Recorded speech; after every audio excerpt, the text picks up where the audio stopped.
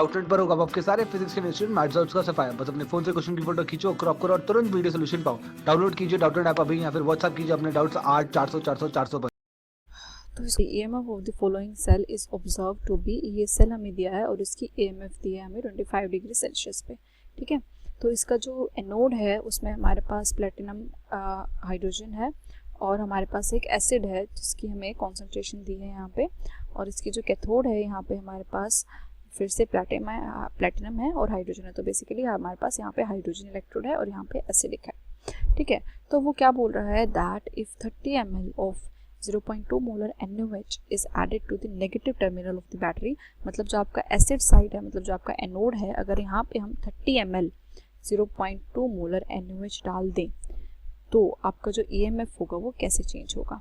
ठीक है, और सेकेंड पार्ट में ये बोल रहा है कि अगर हम 50 ml टू 0.2 मोलर NaOH डाल दें तो आपका जो EMF है वो क्या आएगा। ठीक है, तो इसके लिए सबसे पहले अब ये जो क्वेश्चन है हमारा, ये इलेक्ट्रोकेमिस्ट्री प्लस आपका जो आयनिक इक्विलिब्रियम है इसका क्वेश्चन है, तो थोड़ा सा डिफिकल्ट है, देखते हैं, थोड़ा सा दिमाग लगाना पड़ेगा इसमें। ठीक है, तो इस क्वेश्चन में आपकी जो EMF होगा वो क्या होगा, 0.059 pH ऑफ कैथोड माइनस पे pH ऑफ एनोड। ठीक है, तो ये जो फॉर्मूला हम इलेक्ट्रोकेमिस्ट्री में पढ़ चुके हैं ये फॉर्मूला हम इस क्वेश्चन में यूज़ करेंगे। तो सबसे पहले हमारे पास क्या हो रहा है, हमारे पास एक इसमें लेफ्ट हैंड साइड मतलब एनोड साइड पे हम अपना NaOH डाल रहे हैं। तो सबसे पहले अगर हम फर्स्ट पार्ट कंसीडर करें तो उसमें हमारे पास NaOH है और Ha है। ठीक है, NaOH हमने ऐड किया है Ha में, तो ऑब्वियसली हमारा रिएक्ट करके क्या बनाएगा, एक सोल्ट बनाएगा और वाटर रिलीज हो जाएगा। ठीक है, अब हमें क्या करना है, ये देखना है कि इनकी रिएक्शन के बाद ये फुली न्यूट्रलाइज हो रहे हैं या फिर हमारे पास कुछ बच जा रहा है। ठीक है, तो अब देखते हैं। अब देखो NaOH जो है हमारा, उसके लिए हम क्या करेंगे, मिलीमोल्स निकालेंगे। तो NaOH के मिलीमोल्स हमारे क्या आएंगे, वॉल्यूम इनटू में मोलैरिटी। तो वॉल्यूम इनटू मोलैरिटी करेंगे तो NaOH के जो मिलीमोल्स आएंगे आपके वो आएंगे 6 मिलीमोल्स, 0.6 नहीं 6 मिलीमोल्स। और उसके बाद हम कंसिडर करें अपना एसिड, तो एसिड के मिलीमोल्स क्या आएंगे, 100 ml इंटू में 0.1 मोलर, तो इसके हमारे पास आएंगे 10 मिलीमोल्स। ठीक है, तो इनिशियली हमारे पास इसके इतने इतने मिलीमोल्स हैं। अब जब ये दोनों रिएक्ट करेंगे तो इसका एक मोल इसके एक मोल के साथ रिएक्ट कर रहा है। ठीक है, तो इसके 6 मोल्स इसके 6 मिलीमोल्स इसके 6 मिलीमोल्स इसके 6 मिलीमोल्स के साथ रिएक्ट करके 6 मिलीमोल्स एसिड फॉर्म कर सोल्ट फॉर्म कर लेंगे। ठीक है, तो फाइनली हमारे पास क्या होगा, आपका जो 6 मिलीमोल्स इसके 6 मिलीमोल्स के साथ रिएक्ट कर चुके हैं तो इसकी कॉन्सेंट्रेशन अब हमारे पास 0 है। इसके हमारे पास 4 मिलीमोल्स बच जाएंगे और इसके हमारे पास 6 मिलीमोल्स फॉर्म हो जाएंगे। तो फाइनली जो अब आपके पास जो सोल्यूशन है उसमें आपके पास दो चीज़ें हैं, एक तो आपके पास एसिड और एक है उसका सोल्ट। तो एसिड और सोल्ट का जो कॉम्बिनेशन होता है वो हमारा क्या बनता है, एसिडिक बफर। ठीक है, तो अब ये हमारे पास एसिडिक बफर बन गया। अगर हमें इसकी EMF निकालनी है तो हमें क्या चाहिए, कैथोड का pH और एनोड का pH। अब जो कैथोड है इसका pH हम निकाल लेंगे क्योंकि हमें H पॉजिटिव आयन की कॉन्सेंट्रेशन दी हुई है। ठीक है, अब हमें चाहिए एनोड का pH। एनोड हमारा क्या है, ये सॉल्यूशन। अब इसकी pH निकालने के लिए हमारे पास, अब हमें इसकी pH निकालनी है तो हम क्या कर सकते हैं, हेंडरसन इक्वेशन का यूज़ कर सकते हैं क्योंकि हमारा एसिडिक बफर फॉर्म हुआ है। तो इसकी pH का जो फॉर्मूला होता है वो हमारे पास होता है pKa plus log of concentration of salt divided by concentration of acid. ठीक है, तो यहाँ पे हमारे पास कॉन्सेंट्रेशन ऑफ सोल्ट तो हमारे पास है ही 6 मिलीमोल्स और एसिड भी हमारे पास है 4 मिलीमोल्स। अब हम इस कॉन्सेंट्रेशन को वैसे तो मोलैरिटी में पुट करते हैं लेकिन हम मिलीमोल्स की टर्म्स में पुट कर सकते हैं क्योंकि आपके ये सोल्यूशन एक सेम वॉल्यूम में है। ठीक है, अगर ये 100 वॉल्यूम में है, ये भी 100 वॉल्यूम में है। वैसे इनका वॉल्यूम अब हमारे पास 130 हो गया क्योंकि हमारा एसिड पहले 100 में था और ये 30 ml हमने ऐड किया, तो वो दोनों हमारे कैंसिल आउट हो जाएंगे, तो हम इसको मिलीमोल्स की टर्म्स में पुट कर सकते हैं। अब हमारे पास क्या नहीं है, वो है हमारा pKa। ठीक है, तो pKa निकालने के लिए अब हम क्या करेंगे, अब देखो pKa निकालने के लिए हमें अब इसकी हेल्प लेनी पड़ेगी, आपका जो EMF ऑलरेडी दिया हुआ है। ठीक है, तो EMF जो आपको ऑलरेडी दिया हुआ है वो इस सेल का दिया हुआ है। ठीक है, बिना कुछ NaOH ऐड किए। तो अब हम इससे आपका Ka कैलकुलेट करेंगे। कैसे, देखो आपको पता है, अभी मैंने बताया कि जो आपकी EMF होगी उसका फॉर्मूला क्या होगा, -0.059 pH of cathode minus pH of anode. ठीक है, और pH ऑफ कैथोड जो है मतलब कि जो आपकी H पॉजिटिव वाली जो इलेक्ट्रोड है उस पर हमारी जो कॉन्सेंट्रेशन दे रखी है H पॉजिटिव आयन की वो 0.1 मोलर दे रखी है, मतलब कि 10⁻⁻1 मोलर। तो अगर हम इसकी pH निकालें तो क्या हो जाएगा, negative log of this, negative log of 10⁻1 लेंगे तो हमारे पास पावर आगे आ जाएगी, तो आ जाएगा 1 और log 10 हमारा 1 हो जाएगा। तो हमारी इसकी pH तो आ गई 1।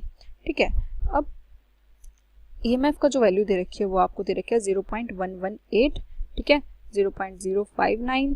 तो pH ऑफ कैथोड आ गया हमारे पास 1 और इससे हमारे पास क्या आ जाएगा, pH ऑफ एनोड आ जाएगा। तो अगर हम इस इक्वेशन को सोल्व करें टोटली तो हमारे पास जो pH आती है एनोड की वो हमारे पास आती है 3, या फिर हम क्या बोल सकते हैं कि जो H पॉजिटिव की कॉन्सेंट्रेशन है हमारे पास एनोड पे वो क्या है 10⁻³ मोलर। ठीक है, क्यों, pH हमारा क्या होता है negative log of H positive ion concentration, और जब इसको सोल्व करेंगे तो हमारे पास H पॉजिटिव आयन की कॉन्सेंट्रेशन क्या आ जाएगी 10⁻³ मोलर। ठीक है, अब हमारे पास कॉन्सेंट्रेशन ऑफ HA आ गई। अब हमें पता है कि जो HA है, जो हमारा एसिड दिया है इसमें, ये एक वीक एसिड है ना। तो और वीक एसिड की pH अगर हमें निकालनी है तो हमारे पास इसका एक फॉर्मूला होता है। वो फॉर्मूला क्या होता है, that pH is equal to half pKa minus log C। ठीक है, तो ये फॉर्मूला है हमारे पास। अब इसमें हमने pH निकाल ली, ठीक है, pKa हमें चाहिए और कॉन्सेंट्रेशन भी हमें एसिड की दे रखी है, दैट इज 0.1 मोलर। ठीक है, तो इसमें हमें सब कुछ दे रखा है इस इक्वेशन में, सिर्फ pKa हमें नहीं पता जो कि हमें चाहिए। तो इस इक्वेशन को सोल्व करके सारी वैल्यूज पुट करके, जो कि हमारी pH की वैल्यू यहाँ पे आई है 3, हाफ pKa की वैल्यू हमें निकालनी है माइनस log ऑफ कॉन्सेंट्रेशन हमें दी है 0.1।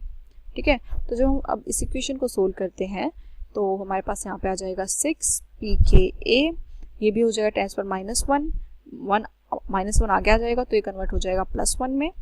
ठीक है, और log 10 आपका हो जाएगा 1। तो pKa की वैल्यू यहाँ से हमारे पास आ गई 5। तो हमने pKa की वैल्यू भी निकाल ली, तो pKa की वैल्यू हमारे पास आ गई 5। अब ये सारी वैल्यूज हम इस इक्वेशन में पुट कर देंगे और अपनी pH की वैल्यू निकाल लेंगे।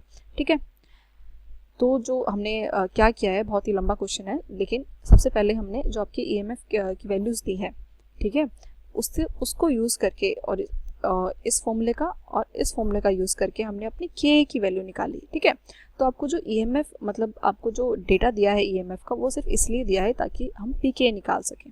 बाकी सारी चीज़ें हमें क्वेश्चन में दे रखी हैं। ठीक है, उसके बाद हमें क्या करना है, अपना pH निकालनी है। तो pH हमारी क्या है, pKa, जो कि हमने कैलकुलेट किया अभी 5 आया है, plus log of concentration of salt that is 6 divided by log of concentration of acid. ठीक है, तो अगर हम इस इक्वेशन को सोल्व करें तो हमारे पास इसका आंसर आता है 5.18।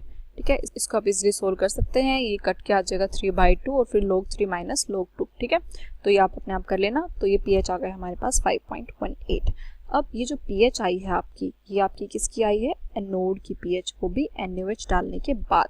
ठीक है, और अब हमें निकालना क्या था, हमें निकालनी है EMF। तो EMF हमारी क्या हो जाएगी, वही फॉर्मूला यूज़ करेंगे, 0.059 pH ऑफ कैथोड, जो कि हमारी 1 है, वो जो हाइड्रोजन इलेक्ट्रोड है आपकी, और उसके बाद pH of anode. pH of anode आपकी क्या आई है, सीधा वैल्यू पुट कर देते हैं 5.18। ठीक है, तो अगर हम इस इक्वेशन को सोल्व करें तो हमारे पास इसका आंसर आता है 0.246 वोल्ट। ठीक है, तो अगर हम क्या करते हैं, NaOH ऐड करते हैं तो हमारे पास एसिडिक बफर सॉल्यूशन बन रहा है। अगर हम 6 मिलीमोल्स ऐड कर रहे हैं NaOH के, तो और उस एसिडिक बफर से हमने फिर बफर का जो सॉल्यूशन होता है उसकी pH निकालने का फॉर्मूला अप्लाई कर दिया। pKa की वैल्यू हमने निकाल ली अपने गिवन डेटा से। ठीक है, और फिर सीधा फॉर्मूला पुट कर दिया। उसके बाद हमारे पास pH की वैल्यू आ गई और वहाँ से हमने EMF की वैल्यू निकाल ली। ठीक है, उसके बाद सेकेंड पार्ट देखते हैं। सेकेंड पार्ट में उसने हमें क्या दिया है, हमने 50 ml of 0.2 molar NaOH add किया है। ठीक है, तो 50 ml ऑफ 0.2 मोलर NaOH का क्या मतलब है कि अब हमने कितने मिलीमोल्स ऐड किए हैं, 5 to 10, तो इसका मतलब अब हमने 10 मिलीमोल्स ऐड किए हैं। तो अब हमने NaOH के 10 मिलीमोल्स ऐड किए हैं। तो अगर मैं यहीं पे इसको सोल्व करके देखें तो अब हमने क्या किया है, NaOH के 10 मिलीमोल्स ऐड किए और आपके पास एसिड के भी 10 मिलीमोल्स थे। तो अब इसका मतलब क्या होगा, ये फुल्ली न्यूट्रलाइज हो जाएगा, ना हमारे पास एसिड बचेगा ना हमारे पास बेस बचेगा। तो हमारे पास इस केस में बचेगा क्या, हमारे पास ये दोनों के दोनों 10 मिलीमोल्स रिएक्ट करके आपका सोल्ट बना देंगे 10 मिलीमोल्स। तो इस केस में आपके पास सिर्फ और सिर्फ सोल्ट होगा, और फिर अगर हमारे पास कोई सोल्ट है वीक एसिड और स्ट्रॉन्ग बेस का, तो उसकी पीएच निकालने के लिए हमारे पास फॉर्मूला आता है सोल्ट हाइड्रोलिसिस से। ठीक है, तो अब हम इस क्वेश्चन की को सोल्व करेंगे using salt hydrolysis. Salt hydrolysis को यूज़ करके हम इस सॉल्यूशन की पीएच निकाल लेंगे, और फिर उस पीएच को अपनी कैथोडिक पीएच को यहाँ पे पुट करके अपनी ईएमएफ निकाल लेंगे। ठीक है, तो अब क्या करेंगे, कैथोडिक नहीं सॉरी एनोडिक, कैथोडिक तो हमारे पास ऑलरेडी है 1। ठीक है, तो एनोडिक पीएच अब हमें निकालनी है अपने सोल्ट हाइड्रोलिसिस को यूज़ करके। तो इस केस में क्या होगा, अब सोल्ट हाइड्रोलिसिस जब हमारे पास वीक एसिड और स्ट्रॉन्ग बेस का सोल्ट हो, तो हमारे पास जो पीएच होती है, जो हम एनोडिक पीएच निकाल रहे हैं, वो उसका फॉर्मूला हमारे पास होता है half pKw plus pKa plus log C। ठीक है, तो अब हमें इसमें सारी वैल्यूज पुट करनी है। तो हमें पता है कि जो आपकी सोल्ट बना है उसकी कॉन्सेंट्रेशन हमारे पास क्या है, सोल्ट जो बना है उसकी कॉन्सेंट्रेशन हमारे पास 10 मिलीमोल्स, लेकिन कॉन्सेंट्रेशन हमें उसमें पुट करनी है किसमें, मोलर में। तो अब आपके पास जो सोल्यूशन आया है एमएल में, हम उसको वैल्यू पुट कर देंगे, वो 150 ml होगा, क्योंकि 100 ml हमारे पास एसिड है और 50 ml हमने NaOH ऐड किया है। तो अगर इसको सोल्व करें तो हमारे पास आता है 0.06 मोलर। तो कॉन्सेंट्रेशन हमारे पास है, पीके हम निकाल चुके हैं, pKw की वैल्यू हमें पता है, तो pKw की वैल्यू हमारे पास होती है 14 प्लस pKa हमारे पास आया था 5 प्लस log ऑफ 0.06। ठीक है, तो जब आप इस पूरी इक्वेशन को सोल्व करते हैं तो हमारे पास इसका आंसर आता है 8.89। तो इसका अब आपके पास pH आ गया 8.89, लेकिन हमें निकालना क्या है, EMF। तो EMF निकालने के लिए फिर से हम क्या करेंगे, हमारी EMF का फॉर्मूला हमने क्या पढ़ा था, EMF is equal to 0.059 pH of cathodic minus में pH ऑफ एनोडिक पार्ट। तो अगर हम इसको इसमें अपनी वैल्यूज पुट करें, हम 0.059 pH ऑफ कैथोडिक हमारे पास 1 है, उस वाले कंपार्टमेंट को क्योंकि हमने छेड़ा ही नहीं है, वो ऐसे का ऐसे ही है, उसमें आपकी क्या है, हाइड्रोजन इलेक्ट्रोड। और एनोडिक चेंज होगा क्योंकि हमने उसमें एसिड डाल दिया, तो उसकी जो पीएच हो गई है अब 8.89 हो गई है। अब देखो इसकी पीएच इंक्रीज होके और ज़्यादा हो गई है, क्योंकि अब हमने NaOH ज़्यादा डाला है। पहले हमने NaOH क्या किया था, कम डाला था, तब आपकी जो पीएच की वैल्यू है वो क्या आई थी, सिर्फ 5.18 आई थी। इसका मतलब वो पूरा का पूरा न्यूट्रलाइज नहीं हुआ था, अभी भी सॉल्यूशन में एसिड ही था। ठीक है, अब पूरा न्यूट्रलाइज हो गया है, और क्योंकि आपका बेस जो है वो ज़्यादा स्ट्रॉन्ग है, तो इसलिए हमारे यहाँ पे जो पीएच आई है वो बेसिक आई है।